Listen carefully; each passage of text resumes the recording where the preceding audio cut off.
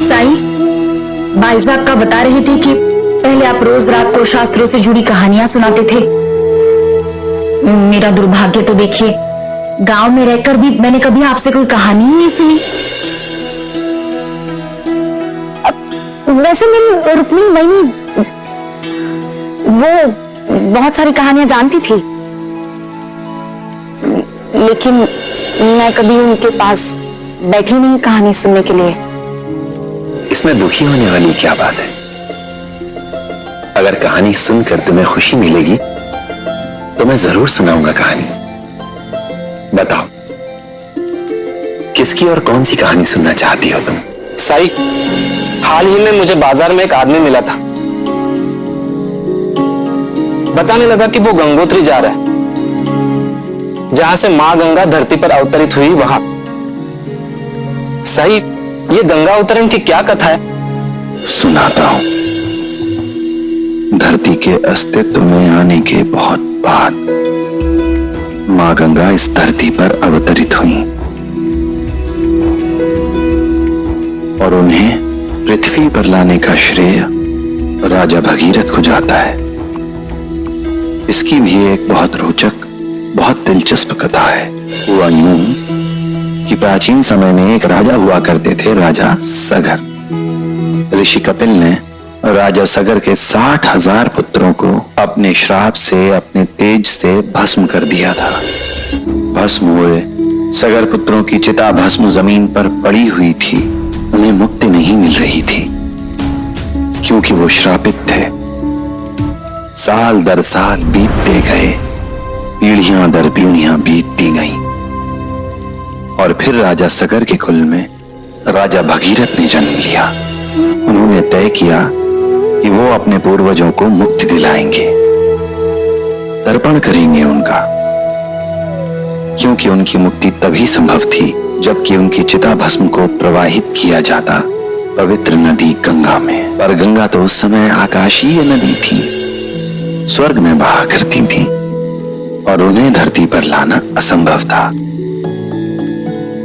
इसलिए राजा भगीरथ ने कई वर्षों तक एक पैर पे खड़े होकर घोर तपस्या की और प्रसन्न कर लिया ब्रह्मा जी को। ब्रह्मा जी ने उन्हें गंगा जी को धरती पर ले जाने की अनुमति दे दी, आशीर्वाद दे दिया कि तभी उन्हें आकाश से एक आवाज सुनाई दी।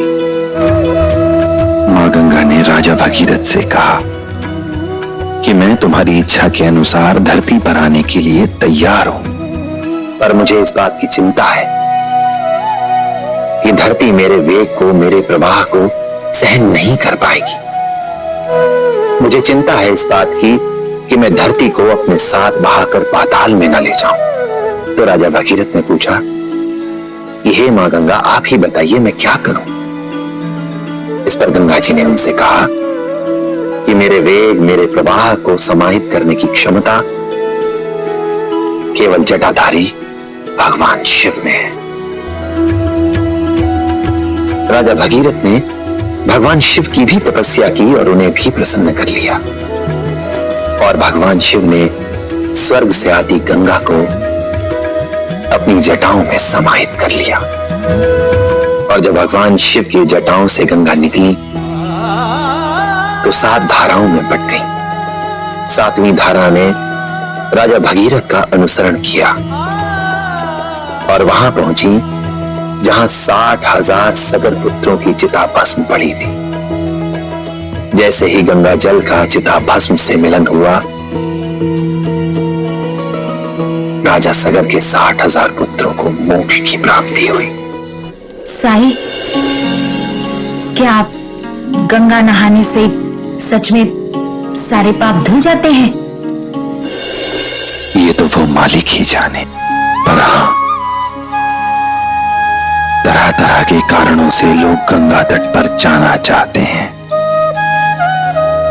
तीर्थ यात्रा करना चाहते हैं।